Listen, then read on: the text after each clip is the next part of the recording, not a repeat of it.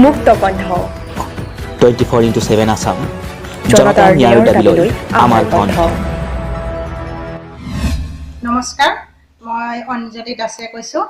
আমাৰ দক্ষিণ কামৰূপত এটা নতুন চেনেল আৰম্ভ হ'বলগীয়া হৈছে, হ'ব আৰু চেনেলটো মুক্ত কণ্ঠ 24/7।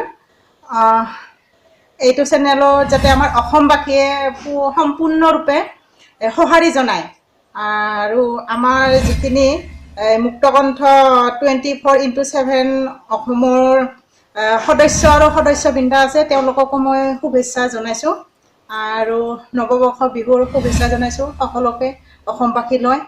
আৰু যাতে আমাৰ কৰোণাৰ যিখিনি আমাৰ প্ৰধানমন্ত্ৰীয়ে লকডাউন দিছে এইখিনি যাতে আমি সকলোৱে মানি চলোঁ আৰু যিমান দিনলৈকে প্ৰধানমন্ত্ৰী ছাৰে আমাক মানি চলিব দিছে সেই কথাবিলাক আমি মানি চলোঁ, তেতিয়া আমি হয়তো গোটেই ৱৰ্ল্ডত আমাৰ ইণ্ডিয়া অসমত আমি কৰোণামুক্ত হ'ম।